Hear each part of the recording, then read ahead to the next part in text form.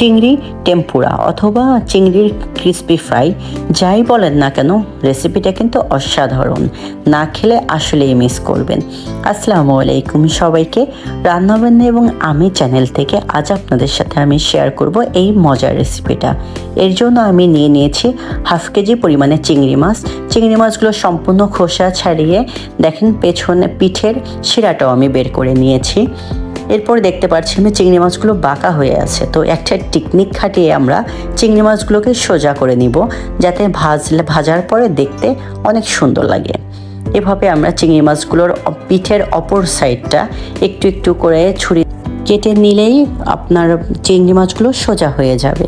এভাবে আমরা এই টেকনিক খাটিয়ে চিংড়ি মাছগুলো সোজা করে নিলে চিংড়ি মাছগুলো যখন আমরা ফ্রাই করব দেখতে অনেক সুন্দর লাগবে। নিয়েছি হাফ চামচ পরিমাণে লবণ, মরিচের গুঁড়া এবং হাফ চামচ আদা রসুন বাটা।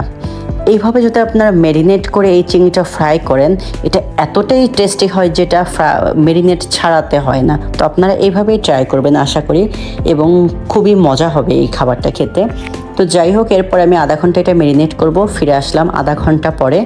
এরপর আমি একটা স্মুথ একটা ব্যাটার তৈরি করে নিব। এর জন্য আমি হাফ কাপ ময়দা নিয়ে নিয়েছি, 2 টেবিল চামচ পরিমাণে নিয়ে নিয়েছি কর্নফ্লাওয়ার, পরিমাণ মতো লবণ নিয়েছি, হাফ চামচ গোলমরিচের গুঁড়া, হাফ চামচ অরিগানো। না উপকরণগুলো আমি সুন্দর করে মিলিয়ে নিব, নিয়ে একটু পানি দিয়ে একটা স্মুথ ব্যাটার তৈরি করব, যেটা আপনার কনসিস্টেন্সিটা হবে হচ্ছে আপনার বেগুনির কনসিস্টেন্সিটা।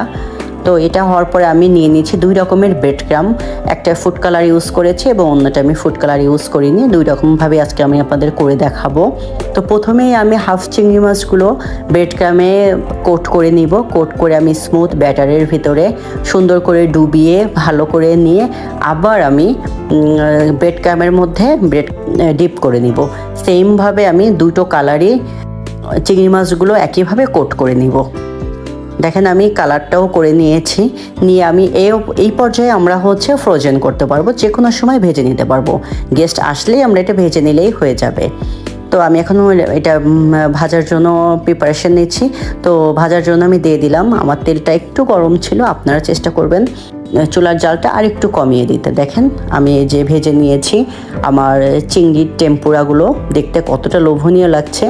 আমি এরপরের দিন হচ্ছে আপনার ফ্রোজেনগুলো একটু ভেজে নিয়ে ট্রাই করে দেখলাম, আসলে টেস্টটা ডিফারেন্ট না, টেস্টটা একই ছিল। আর আমার চ্যানেলটি যদি আপনাদের ভালো লেগে থাকে অবশ্যই সাবস্ক্রাইব করবেন, লাইক শেয়ার ও কমেন্ট করবেন। আজ এই পর্যন্তই, ভালো থাকবেন সবাই, আল্লাহ হাফেজ।